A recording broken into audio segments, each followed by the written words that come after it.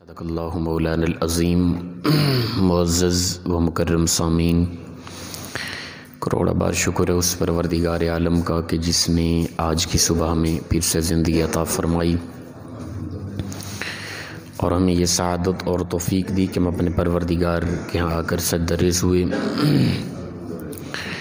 اللہ تعالیٰ ارشاد فرماتا ہے وَلِكُلٍّ وِجْهَةٌ هُوَ مُوَلِّيهَا فَاسْتَبِقُوا الْخَيْرَاتِ، اور ہر ایک کے لیے رخ کرنے کی ایک جہت ہے، ایک سمت ہے۔ ہر دور میں ہر آنے والے پیغمبر نے اپنی امت، اپنی قوم کو عبادت کے لیے ایک سمت عطا کی، بھائی اس طرف رخ کر کے تم لوگوں نے اللہ کی عبادت کرنی ہے۔ اور اسلام کے اندر کچھ عرصے کے لیے بیت المقدس کی طرف رخ کر کے عبادت کی گئی، نماز پڑھی گئی 17 ماہ، اور پیچھے اس کا تذکرہ گزر گیا ہے۔ تو پھر اللہ تعالیٰ نے خانہ کعبہ کی طرف رخ کرنے کا حکم دے دیا اور فرمایا فَاسْتَبِقُوا الْخَيْرَاتِ، نیکی کرنے میں سبقت کرو، آگے بڑھو نیکی کرنے میں، نیکی کرنے میں ایک دوسرے پر حرص کرو، حریص بن جاؤ۔ فلاں آدمی ہے وہ اس قدر عبادت کرتا ہے، میں اس سے بھی زیادہ کروں۔ فلاں آدمی ہے اس قدر لوگوں کا تعاون کرتا ہے، میں اس سے بھی زیادہ لوگوں کی معاونت کروں۔ فلاں سے لوگ اس قدر خوش ہیں، مجھ سے اس سے بھی زیادہ خوش ہونے چاہیے۔ فلاں کا اس قدر حسن اخلاق ہے، میرا اس سے بھی زیادہ ہونا چاہیے۔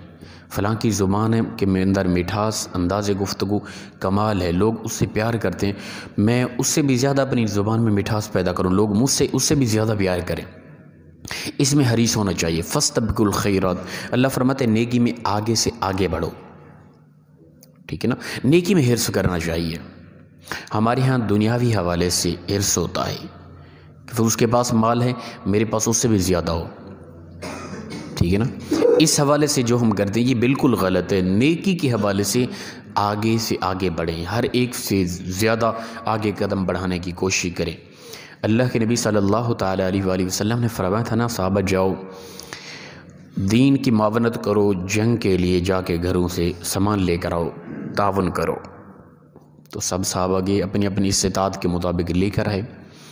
حضرت عمر فاروق رضی اللہ تعالیٰ عنہ، آپ نے سوچا کہ ہر بار حضرت ابوبکر صدیق رضی اللہ تعالیٰ عنہ مجھ سے نیکی کرنے میں آگے بڑھ جاتے ہیں، آج میں اس قدر مال لے کر جاؤں گا کہ ابوبکر اس قدر نہیں لے کے آئیں گے، یعنی اتنا مال لے کر آئے، گھر کا آدھا سامان اٹھا کے لے آئے، آگے رکھ دیا۔ حضرت ابوبکر صدیق بھی لے آئے۔ اللہ کے نبی صلی اللہ تعالیٰ علیہ وآلہ وسلم نے اور کسی سے نہ پوچھا، ابوبکر سے پوچھا، فرمایا ابوبکر گھر کیا چھوڑ کے آئے ہو؟ یہ نہیں پوچھا ابوبکر گھر کے سامان میں سے کتنا لے کے آئے، یہ نہیں پوچھا۔ اللہ کے نبی کو علم تھا نا کہ کچھ بھی نہیں چھوڑ کے آئیے، پوچھا ابوبکر یہ بتا گھر کیا چھوڑ کے آئے؟ یا رسول اللہ اور اس کا رسول ہی چھوڑ کے آیا ہوں بس، یعنی آپ کی محبت میں جو کچھ بھی تھا گھر میں وہ سب کچھ لے کر آپ کے قدموں میں حاضر کر دیا ہے۔ حضرت عمر فاروق دیکھتے رہ گئے، یعنی عمر فاروق رضی اللہ تعالیٰ کی یہ کوشش تھی فَاسْتَبِقُوا الْخَيْرَاتِ، اللہ فرماتا ہے نیکی میں، خیرات کرنے میں، اچھائی میں آگے بڑھو۔ عمر فاروق رضی اللہ تعالیٰ نے کوشش کی کہ ابوبکر سے آگے بڑھوں گا، آج میں گھر کا آدھا ساز و سامان لے کر ہے، لیکن ابوبکر رضی اللہ تعالیٰ سارا گھر کا سامان کچھ بھی گھر میں نہ رکھا، سب کچھ اللہ کے نبی کے قدموں میں حاضر کر دیا۔ تو یہ ایک طریقہ تھا، جب جنگ کا موقع آتا نا تو صحابہ رو رو کے اللہ کے نبی کے ہاں عرض کرتے یا رسول اللہ ہمیں بھی ساتھ لے جائے، چھوٹے بچے ہوتے کم عمر، وہ بھی عرض کرتے یا رسول اللہ ہمیں بھی ساتھ لے کے جائے۔ اس قدر جنون تھا، اس قدر جذبہ تھا، اس قدر ذوق شہادت تھا صحابہ میں، یعنی وہ جان دینے کے لیے، اسلام کے لیے وہ جان دینے کے لیے اس قدر تڑپتے تھے۔ اور آج ہم اپنی طبیعت کو دیکھیں، اپنے ذوق کو دیکھیں، اپنے شوق کو دیکھیں، اپنے حالات زندگی کو دیکھیں، اپنی ایک چاہت لگن دیکھیں اسلام کے ساتھ کس قدر ہے۔ تو اللہ فرماتا ہے فَاسْتَبِقُوا الْخَيْرَاتِ، نیکی میں آگے سے آگے بڑھیں، نیکی میں زیادہ سے زیادہ کام کریں، نیکی میں حریص ہو جائیں ایک دوسرے پر، یہ نہ کریں کہ فلاں مجھ سے کم نیکی کرے، نہیں یہ نہیں ہے، بلکہ سوچیں یہ مجھ سے زیادہ کرتا ہے میں اس سے زیادہ کروں، وہ اور زیادہ کرے گا میں اور زیادہ کروں گا، یہ ہم اپنے اندر ایک طبیعت پیدا کریں۔ نیکی کے حوالے سے اور علم کے حوالے سے حرص کرنا یہ اچھی بات ہے، ٹھیک ہے نا۔ اور اس معاملات میں ہمارے ہاں حرص ہے ہی نہیں، حالانکہ حرص کرنا کسی پر یہ غلط ہے، گناہ ہے، لیکن علم اور نیکی کے حوالے سے کسی سے آگے بڑھنا، کسی سے مقابلہ کرنا اور کسی سے آگے بڑھنے کی کوشش کرنا یہ ایک اچھی بات ہے، نیک عمل ہے۔ اینما تکونوا یأتی بکم اللہ جمیعا، اللہ فرماتے ہیں کہ جہاں کہیں ہو نا تم، وہ اللہ تمہیں لے آئے گا جمع کر کے، تم جہاں کہیں بھی رہتے ہو وہ جمع کر کے لے آئے گا قیامت کے دن، سب کو اکٹھا کرے گا۔ کون کہاں کس طرح رہنے والا ہے وہ ایک ہی GTL میدان میں جمع ہو جائے گا محشر کے دن۔ ان اللہ علی کل شیء قدیر، بے شک اللہ ہر چاہنے والی چیز پر قدرت رکھتا ہے، وہ جو چاہے جب چاہے جس طرح چاہے جیسا چاہے وہ کر دے، ایک لمحے سے پہلے ہو سکتا ہے۔ ہماری زندگی کا ہر لمحہ اس کا محتاج ہے، ہم بیٹھے ہیں، اٹھے ہیں، کھڑے ہیں، کھا پی رہے ہیں، دیکھ رہے ہیں، سن رہے ہیں، بول رہے ہیں، ہمارے معاملات، لین دین، سب کچھ، زندگی کی سانس کا ہماری ہر سانس اس کی محتاج ہے۔ یہ ہم کبھی نہ سوچیں کہ ہم اپنی مرضی سے سانس لے رہے ہیں، ایک لمحے سے پہلے وہ چاہے پوری کائنات کے سارے لوگ پتھر بن جائیں، ممکن ہے۔ کسی میں یہ طاقت نہیں کہ وہ چاہے کہ میں اسی طرح انسان رہوں، میں جیتا رہوں، وہ چاہے ایک لمحے میں پوری کائنات ساکت ہو جائے، میں یہیں بیٹھا ہی رہ جاؤں، اٹھ نہ سکوں، میری کیا جرت ہے؟ ہماری زندگی کی ہر سانس، ہماری زندگی کی ہر گھڑی کے کروڑویں حصے کا بھی وہی مالک ہے، ہم اپنی ذات کے جسم کے سانس کے بھی مالک نہیں، یاد رکھیں۔ ان اللہ علی کل شیء قدیر، وہ ہر چاہنے والی چیز پر قدرت رکھتا ہے۔ تو لہٰذا انسان پھر کس چیز میں اکڑتا ہے؟ انسان جیسا بھی ہے، خوبصورت ہے، بڑا ہے، امیر ترین ہے، بادشاہ ہے، حکمران ہے، اس کی عزت ہے، اس کا وقار ہے، لوگ اس کو عزت، جتنا بھی بڑا آدمی ہے خاک ہو جانا اس نے، اس کی دنیا، اس کی دولت، اس کا حسن و جمال، اس کا عزت و وقار، سب کچھ یہیں رہ جائے گا، وہ قبر میں دفن کر دیا جائے گا۔ انسان یہی سوچ لینا کہ میرا اختتام کیسا ہے، انسان فی الفور سر جھکا لے، انسان عاجز ہو جائے، لیکن غرور، تکبر، شیطان نے ایسے گھمنڈ میں ڈالا کہ ہم نے سمجھا کہ بس خدا کے بعد ہم ہی ہیں، بس وہ بھی پتہ نہیں ہمیں موت آتی ہے نہیں آتی، بس اسی طرح ہمیشہ ہی رہیں گے، حالانکہ ایسا بالکل نہیں ہے۔ ظاہر ہمارا کردار بتاتے، دلی یقین ہے مر جانا ہے، کردار ہمارا کہتا ہے نہیں، مرنا کب ہے، ہم نے ہمیشہ زندہ ہی رہنا ہے۔ وَمِنْ حَيْثُ خَرَجْتَ فَوَلِّ وَجْهَكَ شَطْرَ الْمَسْجِدِ الْحَرَامِ، اور فرمایا کہ جہاں سے بھی تم نکلو پس اپنے چہرے کو مسجد حرام کی طرف کرو، خانہ کعبہ کی طرف کرو۔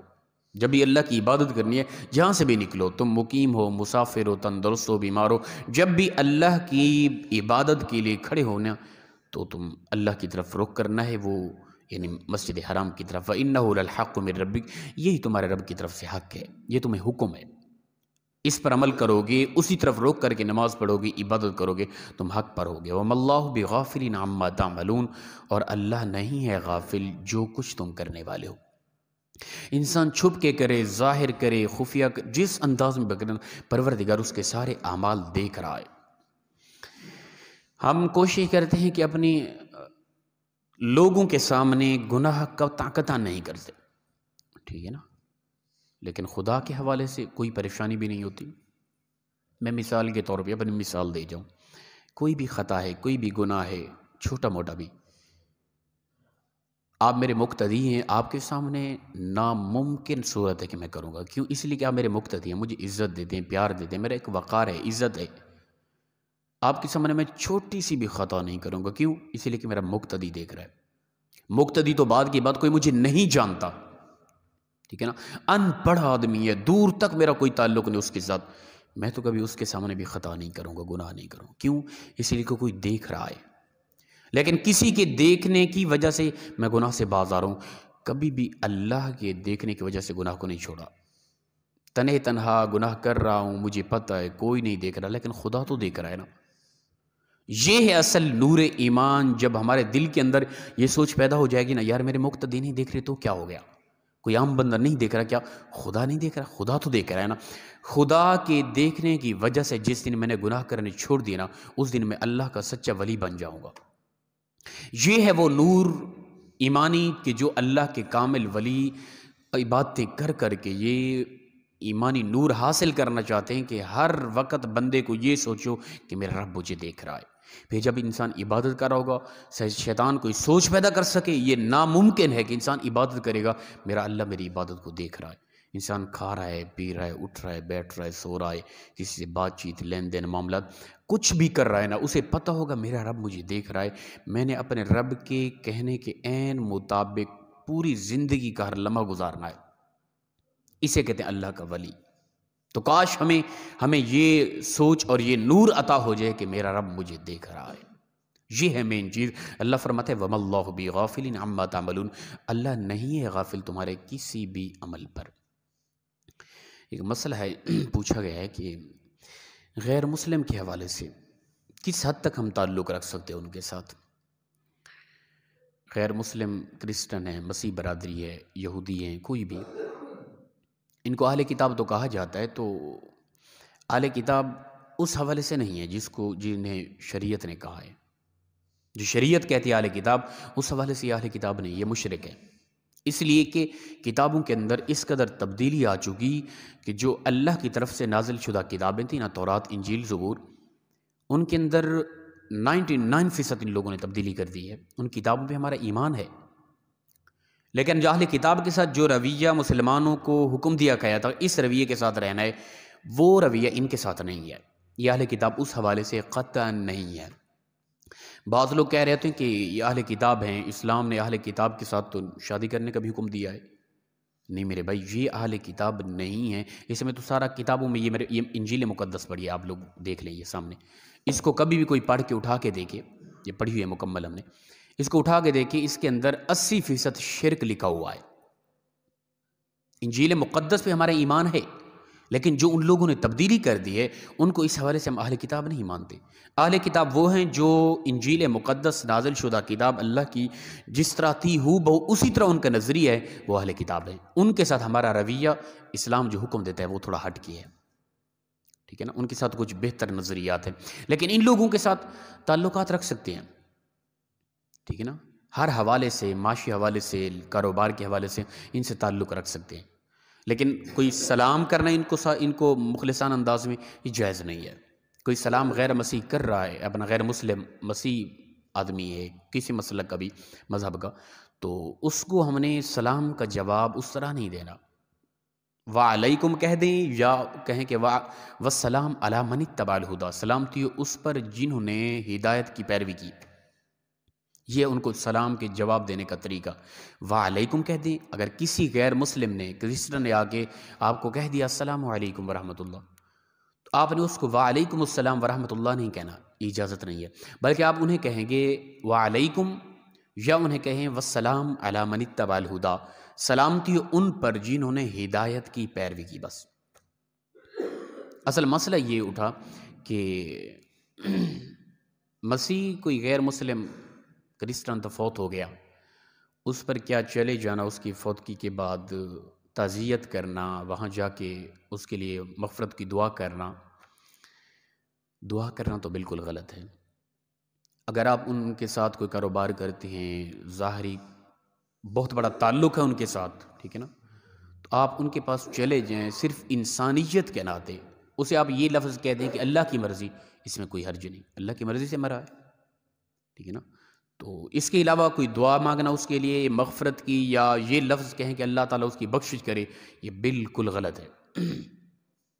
مشرک کے لیے دعا نہیں ہے قطعاً، مشرک ایک نجس ہے۔ اللہ تعالیٰ نے انبیاء کو بھی روک دیا، ما کان لنبی ان یستغفروا للمشرکین، فرمایا کہ نہیں ہے انبیاء کے نبیوں کی شان کہ وہ مشرکوں کے لیے استغفار کریں۔ رسول اللہ صلی اللہ علیہ وسلم کو فرمایا استغفر لهم او لا تستغفر لهم ان تستغفر لهم 70 مرة فلن یغفر اللہ، فرمایا بابو آپ ان مشرکوں کے لیے، عبداللہ بن ابی کے لیے آپ دعا نہ کریں، استغفار نہ کریں، اگر آپ کریں 70 بار بھی کریں نا، پھر بھی تیرا رب معاف نہیں کرے گا ان کو، ٹھیک ہے نا۔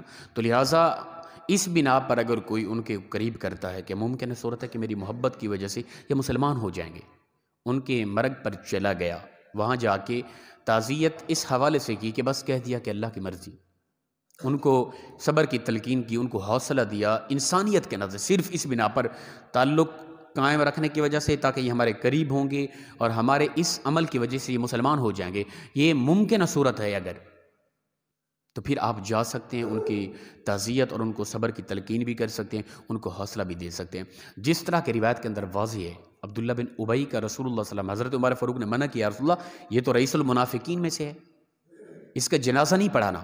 اللہ کے نبی صلی اللہ علیہ وسلم نے کو خدا نے روکا بھی تبھی نہیں پڑھانا، پھر بھی رسول اللہ صلی اللہ علیہ وسلم نے پڑھایا، اس لیے تاکہ ان کی پیچھے نسلیں جو لوگ کئی منافق ہیں وہ مسلمان ہو جائیں۔ رسول اللہ صلی اللہ علیہ وسلم نے اپنا کرتا چادر بھی عطا کی اسے، اور اس کا عبداللہ بن ابی کا نماز جنازہ بھی پڑھا۔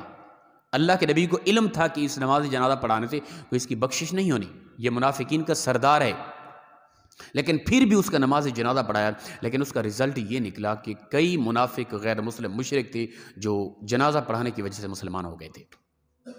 رسول اللہ صلی اللہ علیہ وسلم کا یہ حسن اخلاق دیکھ کر اگر کوئی محض ظاہری تعلق رکھنے کی وجہ سے اور اس بنا پر ان سے کوئی اچھا رویہ رکھتا ہے، ان کے مرگ پہ چلا جاتا ہے، ان کو صبر کی محض تلقین، دعائے مغفرت نہیں کرنی کسی بھی حالت میں۔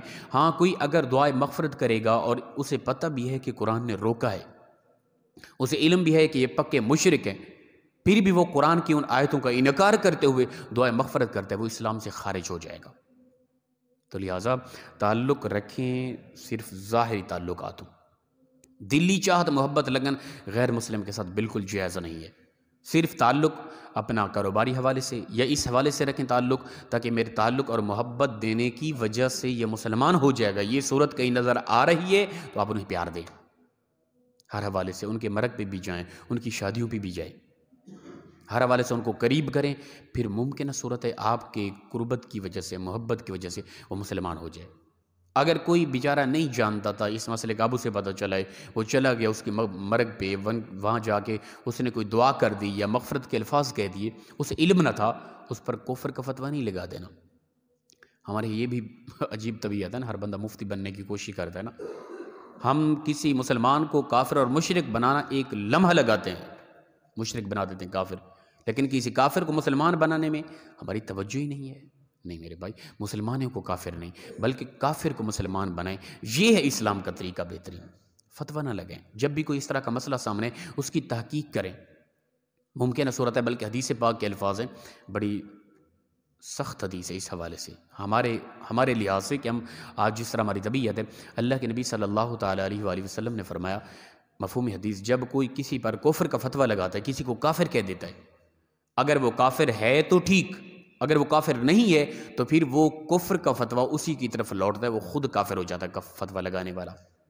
تو لہٰذا اس حوالے سے ہم نے توجہ رکھنی ہے، دین اسلام کے حوالے سے خود ذاتی طور پہ کوئی اس طرح کا یعنی حکم جاری نہیں کرنا کبھی بھی کسی پہ، علماء سے پوچھیں، تحقیق کریں، تحقیق کرنے کے بعد جو حکم دیا جا رہا ہے اس پہ عمل کریں، نہ کہ اپنی طبیعت، اپنا ذوق، جو اپنا مزاج مانتے ہیں اسی کو لائق کریں، ایسا نہیں ہے۔ ایمان یہی چیز ہے جو اسلام کہہ رہا ہے، طبیعت مانے یا نہ مانے اس کے سامنے سر خم کر لینا، اسے ایمان بالغیب کہتے ہیں۔ اللہ پاک ہم سب کو عمل کی توفیق عطا فرمائے۔ وآخر دعوانا ان الحمدللہ۔